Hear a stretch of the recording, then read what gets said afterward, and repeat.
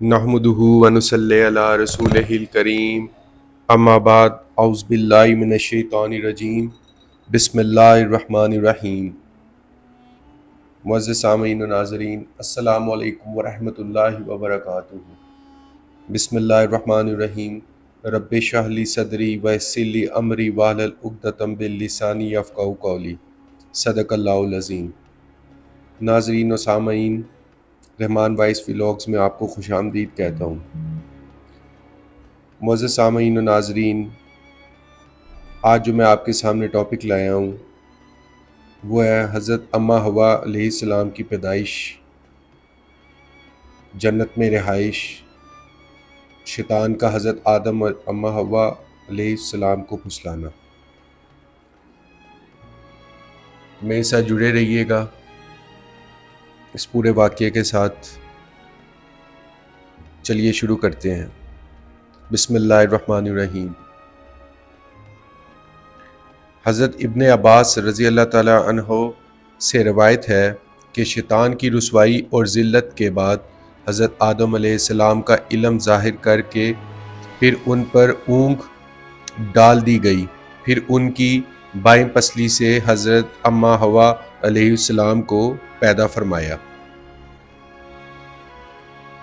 تفسیر عزیزی میں ہے کہ فرشتوں نے حضرت آدم علیہ السلام کی پسلی کو چیر کر حضرت حوا علیہ السلام کو نکالا، پھر پسلی کو سی دیا، اور حضرت آدم علیہ السلام کو خبر بھی نہ ہوئی۔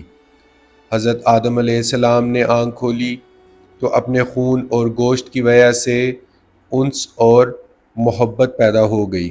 پھر پروردگار عالم جل جلالہ کے حکم سے فرشتوں نے حضرت آدم علیہ السلام سے جناب سرور عالم خاتم النبیین صلی اللہ علیہ وآلہ وسلم پر 10 دفعہ درود شریف پڑھایا۔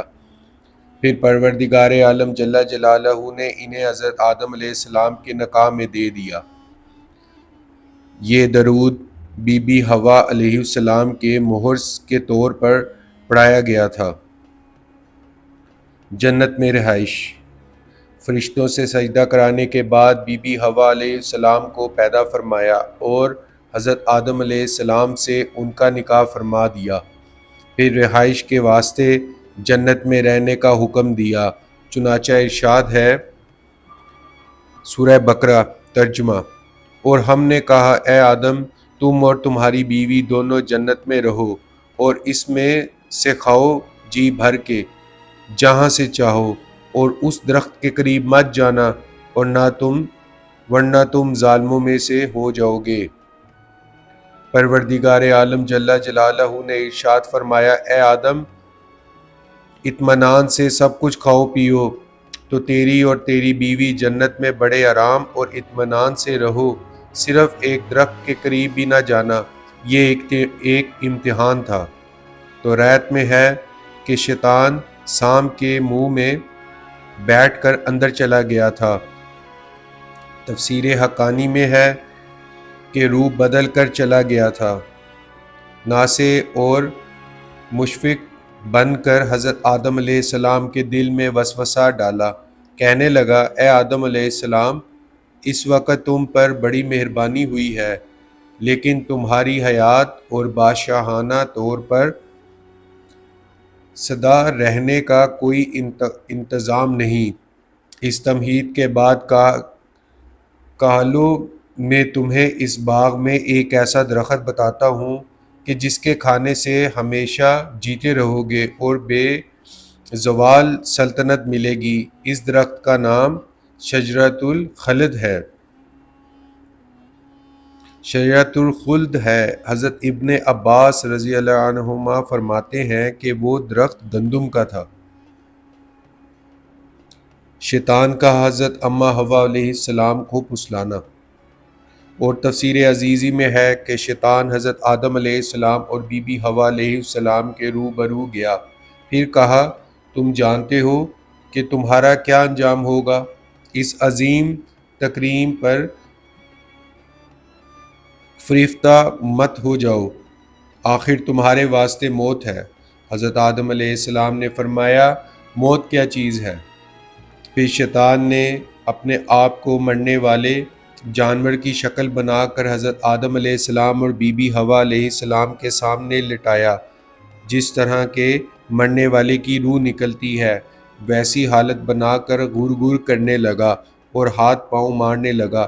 اس حالت کو دیکھ کر حضرت آدم علیہ السلام اور بی بی حوا علیہ السلام کے دل میں خوف پیدا ہو گیا۔ پھر شیطان نے کہا، اس حالت سے محفوظ رہنے کے واسطے یہی ایک بات ہے کہ اس درخت کا میوہ کھاؤ، پھر تم پر موت نہ آئے گی۔ شیطان کا بیان یہ ہے کہ جیسا کہ ارشاد ربانی ہے،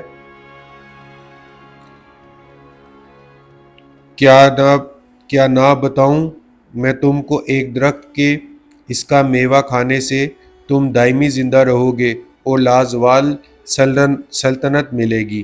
شیطان ان کی خوشی اور آرام دیکھ کر حسد میں مبتلا ہوا اور مکاری اور فریب سے کام لینا شروع کیا تاکہ جو نعمتیں ان کو حاصل ہیں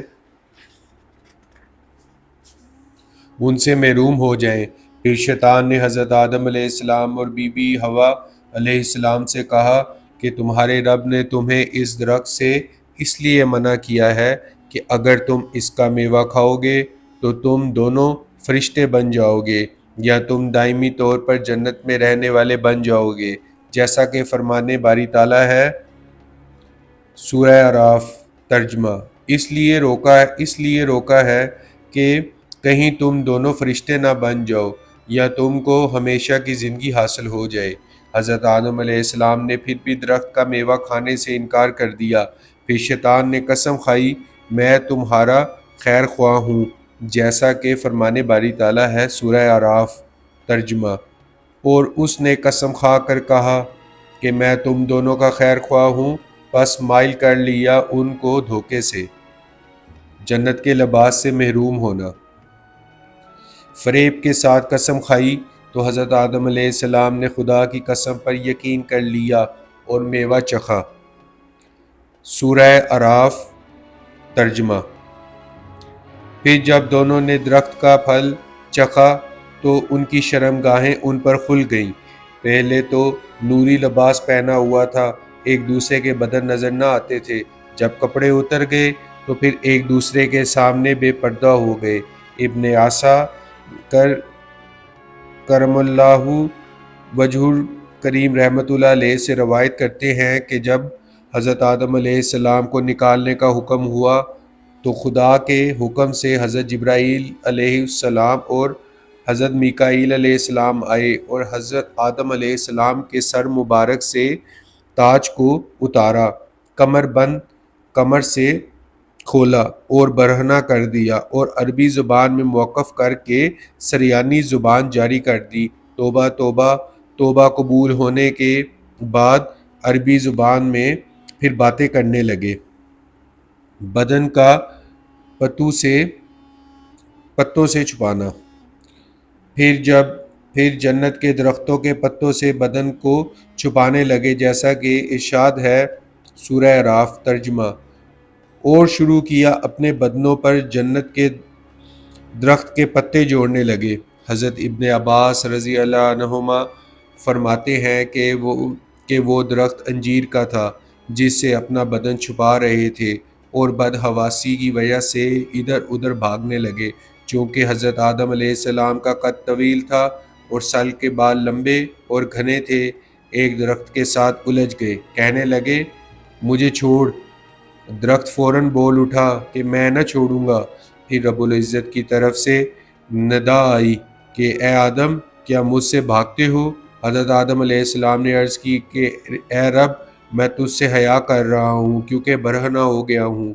پروردگار عالم جل جلالہ نے فرمایا کہ اے آدم، میں نے تم کو جنت بخش دی تھی، صرف ایک درخت سے منع کیا تھا۔ حضرت آدم علیہ السلام نے عرض کی کہ اے رب، تیری عزت کی قسم، میرے تو گمان میں بھی یہ بات نہ آ سکتی تھی کہ تیری قسم کھا کر کوئی جھوٹ بولے گا۔